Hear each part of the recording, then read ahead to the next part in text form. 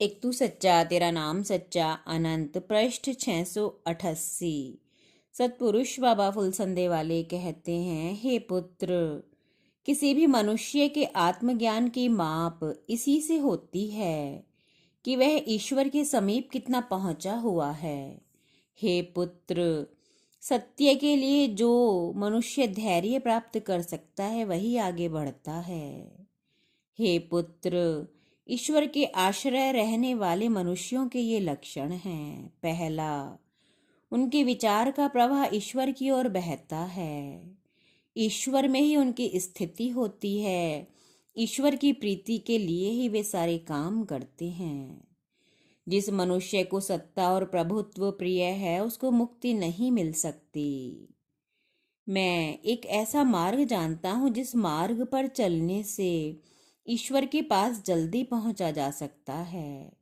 वह मार्ग यह है कि तुम कभी किसी मनुष्य के पास से किसी वस्तु की इच्छा करो तो वैसी वस्तु को तुम अपने पास न रहने दो।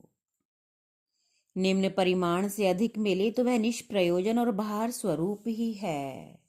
पहला, प्राण बचा सके इतना अन्न, प्यास बुझा सके इतना जल, लज्जा निवारण हो इतना वस्त्र, रहने जितना घर, उपयोगी हो इतना ज्ञान।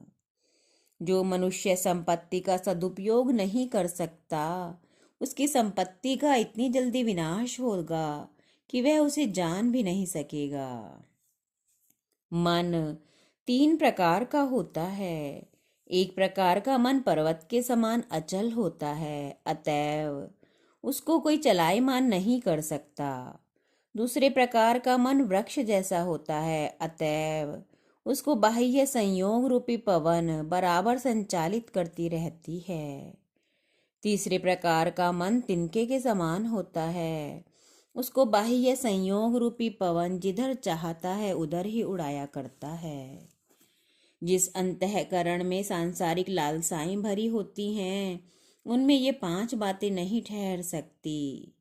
ईश्वर का भय, ईश्वर से आशा, ईश्वर के ऊपर प्रेम, ईश्वर से लज्जा और ईश्वर के साथ मित्रता। ईश्वर कहता है कि हे भक्त, जब तेरे मन में मेरा स्मरण मनन अधिक प्रबल होगा तभी मैं तेरे ऊपर आसक्त होऊंगा।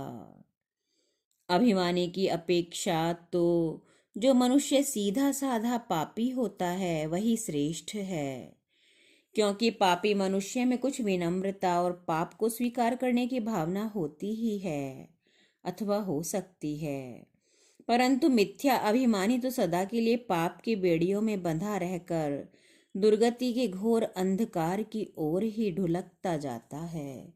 एक तू सच्चा तेरा नाम सच्चा।